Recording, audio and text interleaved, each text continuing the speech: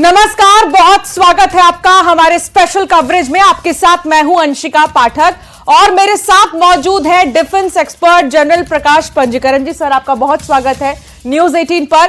और अभी बड़ी खबर के साथ शुरुआत करेंगे। भारत पाकिस्तान तनाव के बीच आईपीएल स्थगित हो गई है। सुरक्षा के मद्देनजर बीसीसीआई ने स्थगित कर दिया है। धर्मशाला से खिलाड़ियों को दिल्ली लाया जाएगा।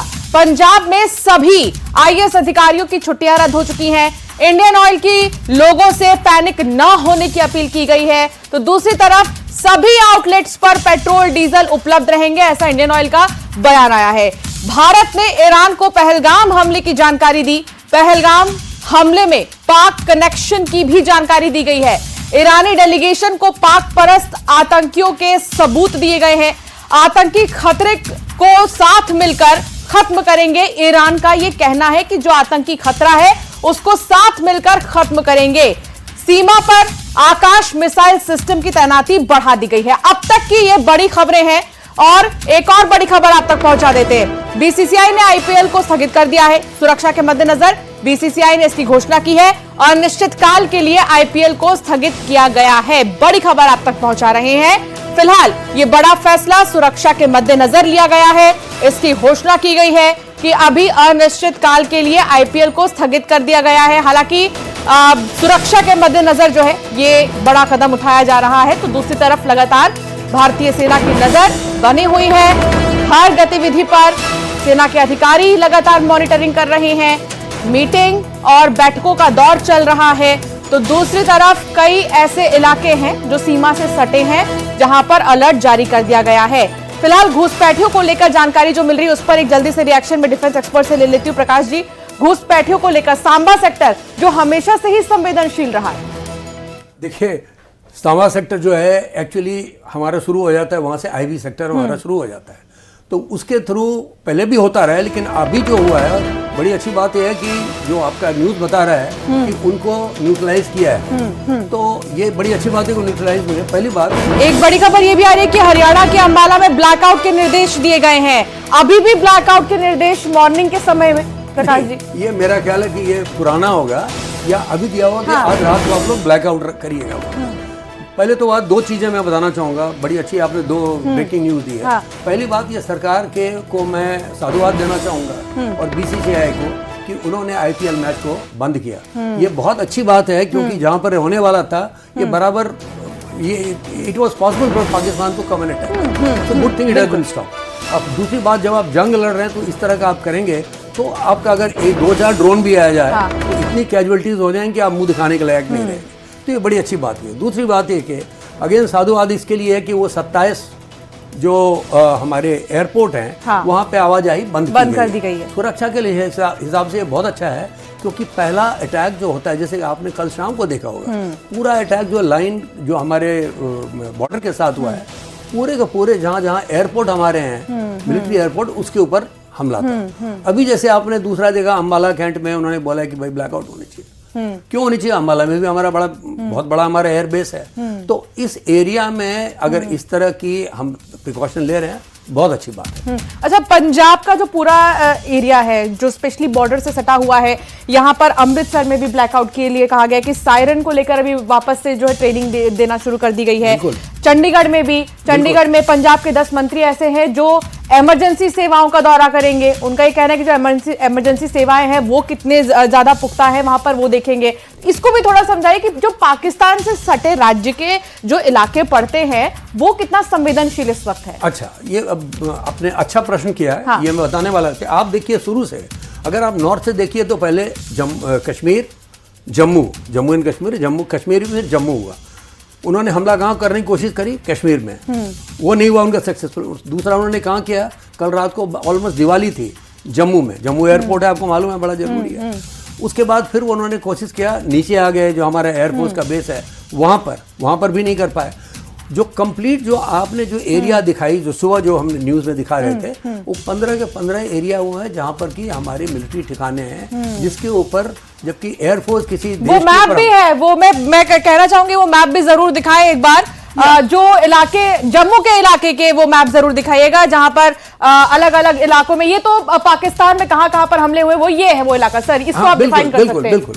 अभी आप देखते जो मैं बोल रहा था, हाँ। यहाँ से शुरू हुआ है पूरा। अगर आप देखिए तो श्रीनगर, जम्मू, सांबा, पठानकोट, कठुआ, फिरोजपुर, जैसलमेर सबसे लास्ट में है। तो हमारे यहीं पर जिंदा बॉम्ब भी मिला है सर, कह रहे हैं। Absolutely correct. उसको भी थोड़ा सा डिफाइन कीजिए। हाँ, मैं बताता हूँ। ये जो है जैसलमेर भी बड़ा इंपॉर्टेंट हमारे यहाँ पर मिलिट्री ये है। और इसके बाद बीच में एक जो नहीं दिखाया गया है, जिसके बारे में मेरे को मालूम है कि यहाँ पर एक है नाल एयरपोर्ट है, जो कि इसके साथ है, what that called, I'll just tell you, forgot the name. नाल एयरपोर्ट यहाँ पर है बीकानेर के साथ। तो उसके ऊपर भी कल हमला होने की कोशिश हुई थी, लेकिन नाकाम कर दिया उसको। तो इसके ऊपर अगर आप देखें तो पूरे के पूरे हमारी जो एयर एसेट्स हैं उसके ऊपर हमला करने की कोशिश करके जो पहला होता है, हमने भी एग्जैक्टली वही किया है। जो पहले आए इनको एयर डिफेंस सिस्टम है, उसको हमने बर्बाद कर दिया। आपने सुना होगा, हाँ, लाहौर, कराची, भावलपुर वगैरह हमने उसको कर दिया, उसको डिस्ट्रॉय कर दिया। तो ये पहला है। अभी अगर इन्होंने बॉर्डर क्रॉस करके, जैसे इन्होंने बॉर्डर कल तो क्रॉस किया था, 3 जहाज इनके गिरे हैं। हाँ। इसके बाद इनके F-17 दो और एक F-16, हाँ। और 2 गिरे हैं इनके एवैक्स। तो 3 थे उसमें, एक तो पहले गया था, 2 थे। 2 रिपोर्ट ये है कि दोनों डिस्ट्रॉय हुए। अभी एग्जैक्टली इसका कंफर्मेशन तो डिफेंस मिनिस्ट्री दे सकती है। पाकिस्तान तो कभी मानेगा है, उन्होंने एक के लिए माना है, एक माना है उन्होंने कि एक हमारा एवैक गिर गया है। हाँ। ये मैं देख रहा था उनकी टेलीविजन चैनल पे, उन्होंने बताया, उनके मंत्री ने बताया। हाँ। तो वो तो हुआ है। अभी क्या होगा कि अगर उन्होंने आईबी क्रॉस किया तो, जैसे मैं अभी समझा रहा था एक पॉडकास्ट में भी कि वॉर डिक्लेयर नहीं हुआ है, हाँ, लेकिन वॉर लाइक सिचुएशन तो है। हाँ, एग्जैक्टली। मतलब ये इसीलिए भी प्रिटेंड किया जा रहा है सर, क्योंकि देखिए ना आप कि आतंकी ठिकानों पर अगर भारत ने हमला किया, absolutely correct, you are right, तो आप नागरिकों के सर पे आके तमाशा करोगे। एब्सोल्युटली। तो वो आपने किया है। तो हमने तो सिर्फ बिल्कुल पॉइंटेड जहां पर की कंफर्म था, हाँ। वो 7-9 जगह। एक बड़ी खबर आ रही है, गृह मंत्री आवास पर हाई लेवल की मीटिंग चल रही है इस वक्त। एक बहुत बड़ी खबर, गृह मंत्री आवास पर हाई लेवल की मीटिंग चल रही है। इससे पहले रक्षा मंत्री राजनाथ सिंह जो है, इस बीच आपको बताया डीजी बीएसएफ और तमाम जो अधिकारी हैं उनके चीफ मौजूद हैं इस मीटिंग में, हाई लेवल की मीटिंग में। गृह मंत्री आवास पर बीएसएफ, डीजी, सीआईएसएफ के साथ मीटिंग बेहद ही महत्वपूर्ण मानी जा रही है। सर, इस पर कुछ कहेंगे? जी, अभी जैसे कि बताया उन्होंने, आज की डेट में हमारे जो डिफेंस मिनिस्टर और हमारे जो होम मिनिस्टर हैं, दे आर ब्रिलियंट पीपल, बहुत ही ब्रिलियंट है, दोनों ब्रिलियंट है। और ऐसा नहीं कि अपने तरफ से उन्होंने कुछ बोला, वो लेते हैं अपने नीचे वाले का व्यू सुन के, उसके बाद ही उसने अपना पॉलिटिकल डिसीजन क्या लगा के सेना को बताते क्या करना है, देश को बताते। तो अभी हमारे जो तीनों सेना अध्यक्ष, मैं उनके जानता हूं, इन तीनों को पर्सनली तो नहीं, बट उनके बारे में मालूम है। All 3 of them are brilliant professional। बड़ी बात यह है सर, आप भी शायद इस बात को मानेंगे कि छूट देना ही बड़ी चीज है। Absolutely। जब एक बार एक मुखिया कह दिया देश का कि सेना ही तय करेंगे तारीख और तरीका, Absolutely। सेना तय करेगी। बिल्कुल। एक वो सुना होगा आपने, आजकल वो भी आ रही कि हाँ। राजकुमार ने एक बार बोला था, तुमको मारेंगे, हम जरूर मारेंगे, हाँ। लेकिन वो जगह हमारी होगी, बंदूक हमारी और गोले भी हमारी होंगे। तो ये उन्होंने कहा तुमको मारेंगे जरूर। तो उन्होंने हुआ 22 तारीख को, उसके बाद लोग तरह तरह की बातें कर रहे थे कि कुछ नहीं हुआ, रफाल में कोई वो नींबू और मिर्च लगा के दिखा रहा था, ये रफाल को रखो। सबका मुंह बंद हो गया, क्योंकि जितना बढ़िया हमला हमारे एयरफोर्स ने अभी किया है, ये एक्चुअली पिन पॉइंटेड टारगेटिंग करके जो इनके जो लीडरशिप थे उनको, और उनका जो इंफ्रास्ट्रक्चर था टेररिस्ट का, उसको डिस्ट्रॉय किया। तो अभी पाकिस्तान को चाहिए था कि इसके ऊपर एस्केलेट नहीं करता, एस्केलेट तो वो कर रहा है, उन्होंने एस्केलेट किया। उसके बाद large scale deployment of drones, जो कि इनको मिले हैं अपने चाचा और भाई से, हाँ। वो कुछ मिले हैं तुर्की से, कुछ मिले हैं चीन से, वो उन्होंने उससे हमला किया। इनको नहीं आइडिया था कि हमारी इतनी अच्छी प्रिपरेशन है कि हमने आज के डेट में ड्रोन्स को न्यूट्रलाइज करने की अपनी टेक्नोलॉजी बना ली है, जिसके चलते वो न्यूट्रलाइज हुआ हर एक जगह। आपने देखा इतनी सारी फायरिंग में, लेकिन अपने को कोई मेजर नुकसान कहीं पे नहीं हुआ है।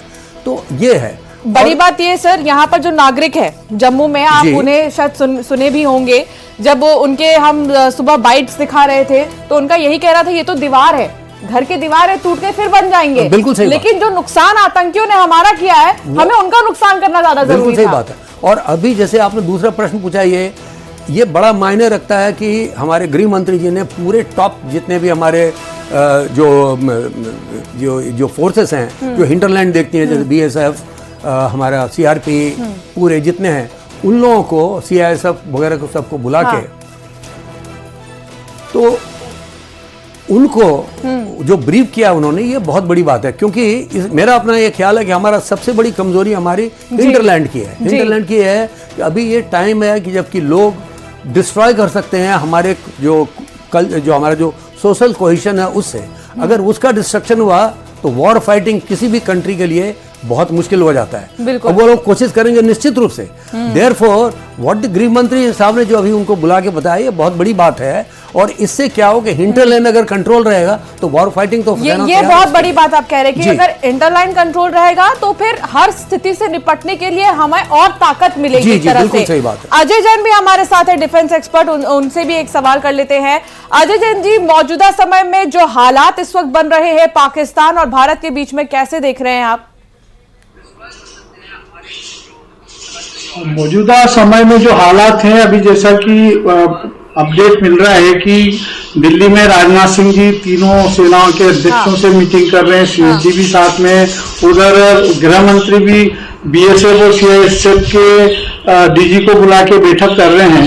तो जो इंटर लाइन है उसकी सिक्योरिटी को और पुख्ता करने के लिए कल उन्होंने 197 कंपनीज और बीएसएफ की जो बॉर्डर्स हैं उस पर लगाई है।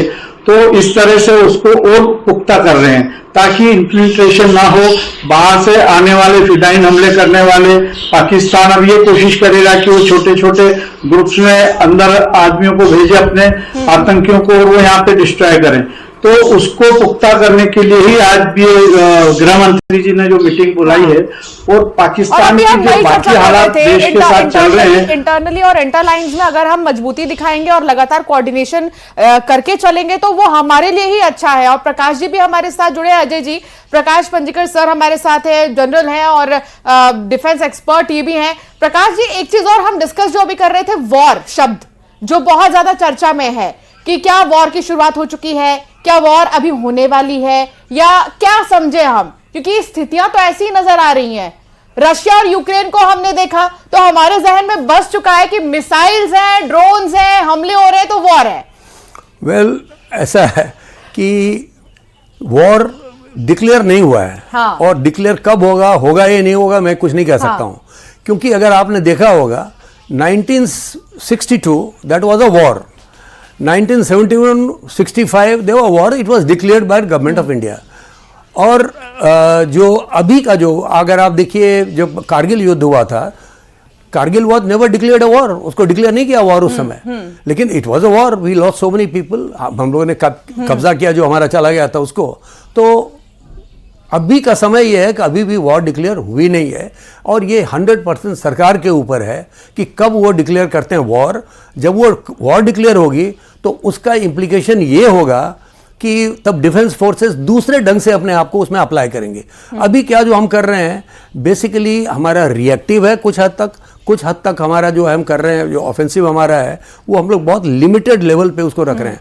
और जहाँ तक मैंने 2 दिन से देखा है, एक्चुअली हमारा टोटल डिफेंसिव, हमारे ऊपर आप कोई हमला करोगे तो हम उसको डिस्ट्रॉय करेंगे। That's what we have done.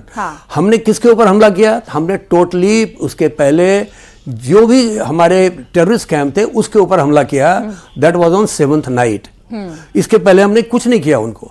कल भी जो हमने किया है कि जो कुछ भी इन्होंने और मेरा ये मानना है कि हमेशा से भारत ने जो कूटनीतिक तरीका है उसी को अपनाया है। पहले भी हमने कूटनीतिक तरीके से ही सोचा कि इसको कामली जो है टैकल किया जाए, लेकिन जब आप पिंच कर रहे हो और जब हमने ये ठान रखा है कि आतंकवाद को खत्म करना ही है, ग्लोबल लेवल पे कई देश इसको मानते हैं, ईरान ये कह रहा है कि आतंक को खत्म करने के लिए जो भी होगा हम पूरा समर्थन दे रहे हैं अपना, तो ये बहुत बड़ी बात है। प्रकाश जी जी, बात ये है कि आपने सही बताया कि ये जो अभी का जो समय है, पूरी जो इंटरनेशनल कम्युनिटी हमारे साथ है। They all want us to do the right thing that we think is we should be doing. और राइट थिंग क्या है, हमारी सरकार डिसाइड करेगी। सरकार कैसे डिसाइड करेगी? हमारे जो प्रोफेशनल्स हैं वो उनको देते हैं सलाह, भाई ये हमको करना चाहिए, उसके ऊपर सरकार लेती है अपना डिसीजन। अभी तक यही हुआ है कि जो उन्होंने किया है उसका हमने मुंह तोड़ जवाब दिया। कल जो उन्होंने हमला किया उसका भी हमने मुंह तोड़ जवाब दिया।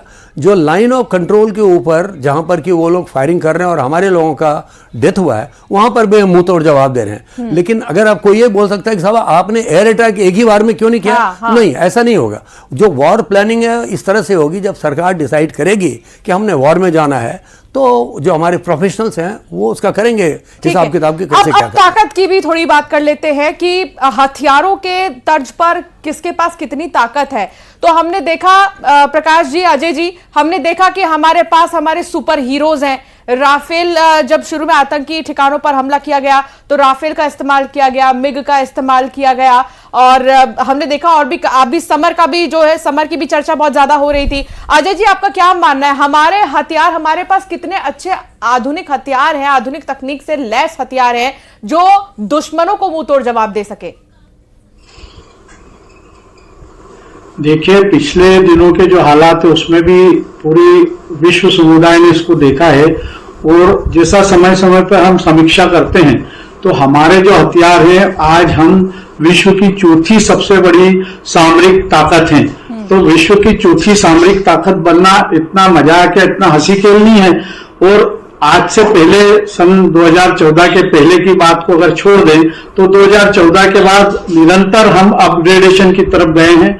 जो ये सुदर्शन खरीदा, S-400 खरीदा, और दूसरी जो सामग्रियां ली, अरबों खरबों रुपए की हमने सामग्रियां ली, और उसके अपग्रेडेशन के कारण ही आज हम सशक्त भारत की कल्पना कर रहे हैं। हमारा भारत बहुत सशक्त है, सामरिक दृष्टि से, आर्थिक दृष्टि से, सभी दृष्टि से।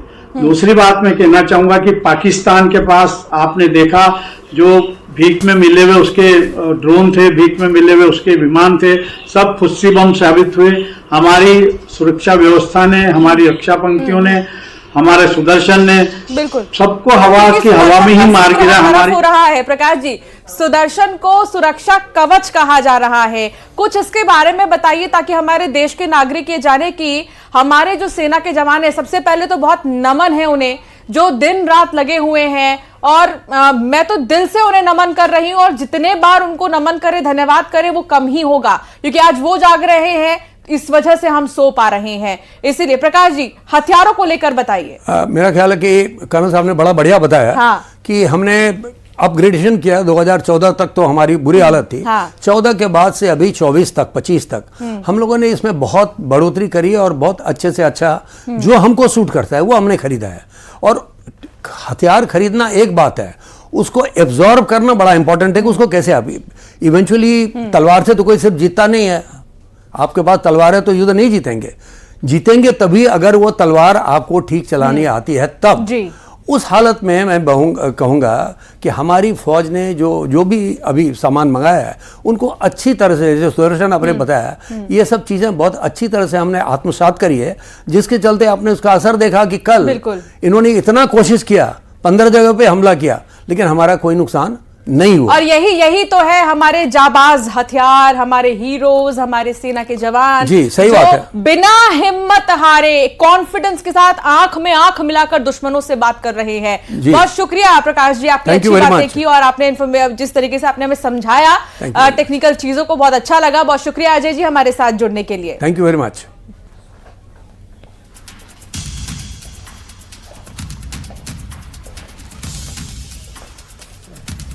भाई आप लोग तो प्रोफेशनल बोलने वाले हो ना। और चलिए अब एक नजर टॉप 50 खबरों की ओर सुपरफास्ट अंदाज में।